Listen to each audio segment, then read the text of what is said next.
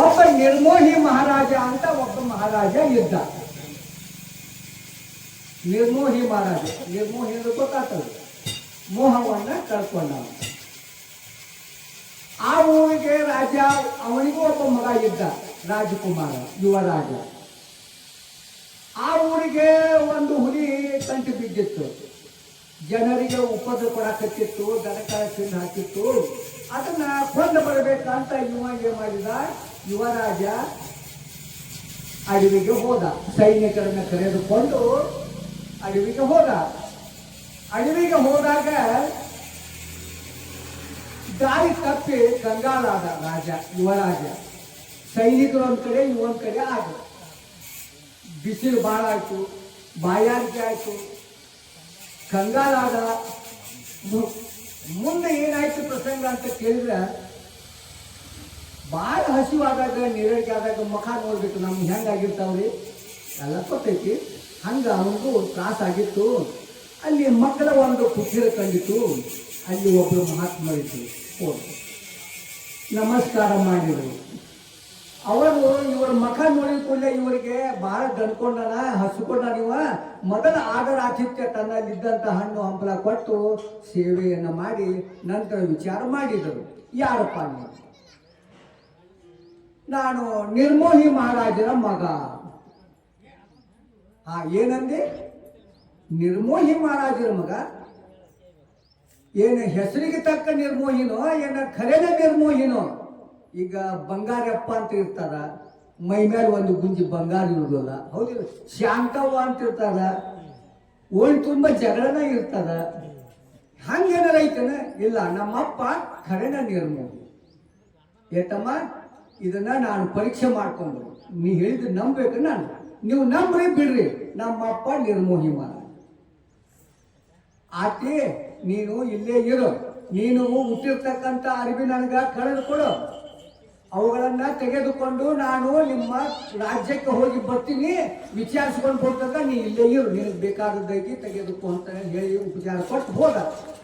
ಆ ಹುಲಿ ಆತನ ಮೈ ಮೇಲೆ ಅರಿಬಿಸ್ಕೊಂಡಿದ್ದಲ್ಲ, ಹೆಂಗ ಹುಲಿ ಹರಿತಾವ ಹಂಗ ಹರಿದು ಗಿಂಜಾಡಿಸಿ ಅದಕ್ಕೆ ರಕ್ತಮಯ ಆಗುವಾಗ ಬಣ್ಣ ಎದ್ದಿ ಅಲ್ಲಿಗೆ ಮಹಾರಾಜರ ಇದಕ್ಕೆ ತಗೊಂಡು ಹೋದ. ಆ ಮಹಾರಾಜರ ಆಶ್ರಮಕ್ಕೆ ತೆಗೆದುಕೊಂಡು ಹೋಗಿ ಹೇಳ್ತಾ ಇದ್ದಾನ, ನಾಟಕ ಮಾಡ್ಕೊತ. ಯಾಕ?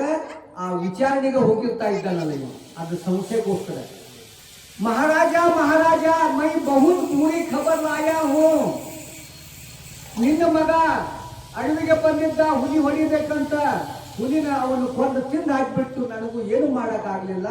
ನಿನ್ನ ಮಗನ ಅರಿವಿ ತಂದಿ ನೀನು ನೋಡು. ಅವಾಗ ಆ ಮಹಾರಾಜ ಮಗ ಸತ್ತ ಅಂದ್ರೆ ಯಾರಿಗೂ ಕಣ್ಣಾಗ ದುಃಖ ಆಗಕ್ಕಿಲ್ಲ, ನೀರು ಬರಕ್ಕಿಲ್ಲ, ಅಳು ಆಗಕ್ಕಿಲ್ಲ. ಅವ ಅಳಲಿಲ್ಲ.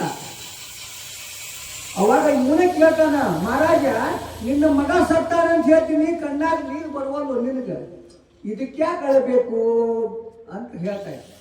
ಸಂಸ್ಕೃತ ಶ್ಲೋಕದೊಳಗೆ ಉತ್ತರ ಕೊಡ್ತಾ ಇದ್ದ.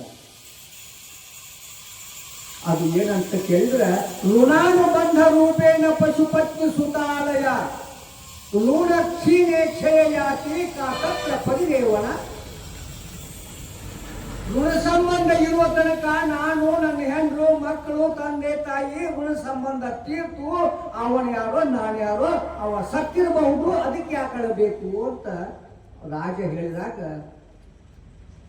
ಇನ್ನ ಎಷ್ಟೊತ್ತಿದ್ರು ಗಂಡ್ಮಕ್ಳು ಕೊಟ್ಟಗಳ್ರಿ, ಹೆಣ್ಮಕ್ಳು ತಾಯಿಗಳಿಂದ ಆಗುದಿಲ್ಲ. ಯಾಕ? ಅವರು ನವಮಾಸಗಳನ್ನು ಹೊತ್ತು ಕಷ್ಟಪಟ್ಟು ಬೆಳೆಸಿರ್ತಾ ಇದ್ದಾರಲ್ಲ, ತಾಯಿಯ ಹೃದಯನ ಬೇರೆ.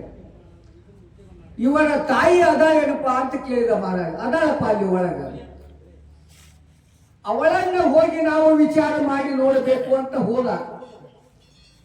ಅಲ್ಲಿ ನಾಟಕ ಮಾಡ್ಕೋತ ಹೋದ. ಮಹಾರಾಣಿ ಮಹಾರಾಣಿ ಮೈ ಬಹುತ್ ಬೂರಿ ಖಬರ್ ಲಾಯಾ ಹೂ. ನಿನ್ನ ಮಗ ಹುಲಿಯ ಹೊಡಿಬೇಕಂತ ಬೇಟೆಗೆ ಬಂದಿದ್ದ, ಹುಲಿ ಕೊಂದು ತಿಂದು ಹಾಕಿ ಬಿಡ್ತು, ಏನು ಮಾಡಕ್ಕಾಗಲಿಲ್ಲ. ನಿನ್ನ ಮಗನ ಅರಿವಿ ನೋಡವ ಯವ್ವ ತಾಯಿ ಅಂತ ತೋರಿಸಿದಾಗ, ಹೌದು ಇವು ನನ್ನ ಮಗನ ಅರಿವಿ ಅಂತ ನೋಡಿದಳು. ಕಣ್ತುಂಬ ನೋಡಿದಳು. ಆ ತಾಯಿಯ ಕಣ್ಣೊಳಗೂ ನೀರು ಬರುವಳು, ಅಳವಳು. ಎಷ್ಟು ಹೃದಯ ತಯಾರಾಗಿರಬೇಕು ಆ ತಾಯಿಯ ಹೃದಯ. ಯಾವ ತಾಯಿಗೆ ದುಃಖ ಆಗುದಿಲ್ರಿ? ಅವಾಗ ಯವ್ವ ಕಣ್ಣಾಗ ನೀರು ಬರುವಲ್ಲ, ಇದಕ್ಕೆ ಯಾಕೆ ಅಳಬೇಕು ಬಾಬಾ? ಹೇಳ್ತೀನಿ ಕೇಳಿ. ಆಕೆ ಒಂದು ಸಂಸ್ಕೃತ ಶ್ಲೋಕದೊಳಗೆ ಉತ್ತರ ಕೊಡ್ತಾ ಇದ್ದಾರೆ. ಯಾವ ಸಂಸಾರವೆಂಬ ಈ ವೃಕ್ಷ ಏಕ ವೃಕ್ಷ ಸಮಾರೂಢವು ನಾನಾ ಜಾತಿ ವಿಹಂಗಮ ಪ್ರಭಾತೆ ವಿದಿತೆ ತತ್ರ ಪರಿದೇವನ. ಈ ವಿಶ್ವವೇ ಒಂದು ವೃಕ್ಷ ಇದ್ದ ಹಾಗೆ. ಆ ವೃಕ್ಷದೊಳಗ ನಾನಾ ಕಡೆಯಿಂದ ಬಂದಿರ್ತಕ್ಕಂಥ ಹಕ್ಕಿಗಳು ತಾವು ಕಟ್ಟಿಕೊಂಡು ಬಂದ ಅನ್ನ ಊಟ ಮಾಡ್ತಾವು, ಪ್ರಪಂಚ ಮಾಡ್ತಾವು, ಚಿವು ಅಂತ ಬಳೆ ಮಾಡ್ತಾವು. ಆ ಅನ್ನದ ದಿನ ಮತ್ತೆ ತೀರ್ಥೊಂದ ಮತ್ತೆ ಬೆಳಗಾತಂದ ಅನ್ನದ ದಿನಕ್ಕೆ ಹೋಗ್ತಾವು. ಹಂಗ ನನ್ನ ಮಗ ಹೋಗಿರಬೇಕು, ಇದಕ್ಕೆ ಯಾಕೆ ಅಳಬೇಕು ಅಂತ ತಾಯಿ ಹೇಳ್ತಾಳೆ. ಆಗಿದ್ರೆ ಎಲ್ಲರಿಗೂ ಸಾಧ್ಯತೆ. ಮುಂದ ಮತ್ತ ಇವನಿಗೆ ಹೆಂಡತಿ ಏನಾರ ಅದಾಳೇನು, ಇವ್ನು ಸಂಶಯ ಹೋಗಬಾರ್ದು ಇವನಿಗೆ. ಅಕ್ಕಿನಾರ ಒಂದಿಟ್ಟು ಕೇಳಿ ನೋಡಿರಾತು. ಅದಪ್ಪ ಅಲ್ಲಿ ಒಳಗೆ ಅದಾಳ. ಆವಾಗ ಅಲ್ಲಿ ಬೇಟಿ ಮೈ ಬಹುತ್ ಭೂರಿ ಖಬರ್ ಲಾಯ ಹೂ, ನಿನ್ನ ಗಂಡ ಹುಲಿ ಹೊಡಿಲಿಕ್ಕಂತ ಬಂದಿದ್ದ. ಆ ಹುಲಿನ ಕೊಂದು ತಿಂದು ಹಾಕಿ ಬಿಡ್ತು. ಏನು ಮಾಡಲಿ, ನನಗೂ ಏನು ಮಾಡಕ್ಕಾಗಲಿಲ್ಲ. ನಿನ್ನ ಗಂಡನ ಅಡಿಗೆ ತಂದೀನಿ ನೋಡವ. ಅವಾಗ ಗಂಡನ ಅರಿವಿ ಹೌದು ಎದಿಗೆ ಹಚ್ಕೊಂಡ್ಲು, ನೋಡಿದಳು, ಕಣ್ಣಾಗ ನೀರು ಬರುವಲ್ಲು. ಆ ತಾಯಿಯು ಅಳವಲ್ಲ. ಇವ ಕೇಳ್ತಾ ಇದ್ದಾನ, ಯವ್ವ ನಿನ್ನ ಗಂಡ ಸತ್ತಾನಂತ ಹೇಳ್ತೀನಿ, ನಿನಗೆ ಕಣ್ಣಾಗ ನೀರು ಬರುವಲ್ಲ ಅಂದೆ. ಬಾಬಾ ಇದಕ್ಕೆ ಯಾಕೆ ಅಳಬೇಕು? ಇದಂ ಕಾಷ್ಟಂ ನಭ್ಯಾಂ ವಹತಿ ಸಂಗಮ ಸಂಯೋಗಸ್ಯ ವಿಯೋಗಸ್ಯ ಕಾ ತತ್ರ ಪರಿದೇವನ. ಸಂಸಾರವೆಂಬ ನದಿಯೊಳಗ ನಾನು ನದಿ ಹರಿತಾ ಇರ್ತದ. ಆ ಕಡೆಯಿಂದ ಬಿದ್ದಂತ ಒಂದು ಕಟ್ಟಿಗೆ ನಾನು, ಈ ಕಡೆಯಿಂದ ದಂಡಿಯೊಳಗ ಬಿದ್ದಂತ ಕಟ್ಟಿಗೆ ನನ್ನ ಗಂಡ. 20 ವರ್ಷ ಕೂಡಿ ಸಂಸಾರ ಮಾಡಿದೀವಿ. ಮರಣವೆಂಬ ಕಲ್ಲು ಧಡಿಕೆಗೆ ಬಂದು ಅಪ್ಪಳಿಸಿತು. ಇದಕ್ಕ ಅಗಲಿದೀವಿ, ಇದಕ್ಕೆ ಅಳಬೇಕು ಅಂತ. ಇದರ ತಾತ್ಪರ್ಯ ಏನು ಅಂತ ಕೇಳಿದ್ರ, ನೀವು ಯಾರು ಅಳಬ್ಯಾಡ್ರಿ, ನಾನ ನಿಮ್ಮ ಮುಂದೆ ಅಳ್ತೀನಿ ಅಂತಂದ. ಮಗಳೇ ನಿನ್ನ ಮಗ ಸತ್ತಿಲ್ಲ, ಮಹಾರಾಣಿ ನಿನ್ನ ಮಗ ಸತ್ತಿಲ್ಲ, ನಿನ್ನ ಗಂಡ ಸತ್ತಿಲ್ಲ, ರಾಜ ನಿನ್ನ ಮಗ ಸತ್ತಿಲ್ಲ, ಪರೀಕ್ಷೆಗಾಗಿ ಬಂದಿದ್ದೇನೆ ನಾನು. ಮುಂದ ನಿನ್ನ ಮಗ ನನ್ನ ಗುಡಿಸಲೊಳಗ ಅದಾನಂದ್ರೆ ಹಿಗ್ಲಿಲ್ಲ, ಸತ್ತಾನಂದ್ರ ದುಃಖ ಆಗಲಿಲ್ಲ. ಇಂತಹ ಪ್ರವೃತ್ತಿ ಬಂದಾಗ ಮಾತ್ರ ಮೋಹವನ್ನ ಜಯಿಸಲಿಕ್ಕೆ ಆಗ್ತದೆ. ಇಂತಹ ದುರ್ಬುದ್ಧಿ ನಿನಗೆ ಹೆಂಗ್ ಬಂತು ಅಂತ ಕೇಳಿದ್ರ ಅವ ಹೇಳ್ತಾಳ, ರಾಜ್ಯ ವೈಭವ ಭೋಗಗಳನ್ನ ಬಿಟ್ಟು ನಾನು ಮೋಹ ತ್ಯಾಗ ಮಾಡಕ ಬಂದ ತಪಸ್ಸೆಗೆ ಮಾಡಕ್ ಬಂದೀನಿ. ನನ್ನ ಮುಂದ ನನ್ನ ಹೆಂಡ್ರ ಮಕ್ಕಳ ದೈ ಅಂತ ಅವರ ಬಂದು ಕೂಡುತ್ತಾರಪ್ಪ. ಇದು ಮೋಹ ಕಳ್ಕೊಳಕ್ಕಾಗಬಾರ್ದು. ನೀನು ರಾಜ್ಯ ವೈಭವದಲ್ಲಿ ಇಟ್ಟುಕೊಂಡು, ಇವಾಗ ರಾಜ್ಯದೊಳಗೆ ಅದಾನ, ರಾಜ್ಯ ಅರಕತ್ಯಾನ ನಿರ್ಮೋಹಿ ಮಹಾರಾಜ. ರಾಜ್ಯದನ್ನ ಭೋಗವನ್ನ ಅನುಭವಿಸ್ತಿರ್ಲಿಕ್ಕಾಗಿ ಈ ಮೋಹವನ್ನು ಹೆಂಗ ಕಳ್ಕೊಂಡಿ ಅಂತ ಕೇಳಿದಾಗ ಒಂದು ಪ್ರಶ್ನೆಗೆ ಉತ್ತರ ಹೇಳ್ತಾನ. ಆ ಉತ್ತರ ಹೇಳಿ ನನ್ನ ಪ್ರವಚನ ಸಮಾಪ್ತಿ. ಅದು ಏನಂತ ಕೇಳಿದರೆ, ಮೋಹವನ್ನ ತ್ಯಜಿಸಲಿಕ್ಕೆ ಇಲ್ಲಿಗೆ ಅಡವಿಗೆ ಹೋಗಿದ್ದ, ಆಗ್ಲಿಲ್ಲ. ಜಪ ತಪಾದಿಗಳನ್ನ ಮಾಡ್ಲಿಕ್ಕೆ ಅವರ ಬರಾಕತ್ತಾರ, ತ್ಯಜಿಸಕ್ಕಾಗಲಿಲ್ಲ. ಅದು ಎದರಿಂದ ಸಾಧ್ಯ ಅನ್ನುವುದನ್ನ ಒಂದು ಮಾತುಗಳು ಹೇಳ್ತಾ ಇದ್ದಾರೆ. ಇಂತಹ ಜ್ಞಾನ ನಿಮಗೆ ಹೆಂಗ್ ಬಂತು ಅಂತ ಕೇಳಿದಾಗ ಅವಾಗ ಹೇಳ್ತಾ, ಇದು ಈ ಅಧ್ಯಾಯದ ಒಂದು ಮುಖ್ಯ ಪಾಯಿಂಟ್. ನಾವು ದಿನಾಲು ಇಂಥ ಜ್ಞಾನಿಗಳನ್ನ ಕರೆಯಿಸಿ ಸತ್ಸಂಗವನ್ನ ಮಾಡುವುದರಿಂದ ನಮಗ ಇಂಥ ಜ್ಞಾನ ಉದಯ ಆಗೈತಿ ಹೊರತು ಇನ್ನೇನು ಇಲ್ಲ.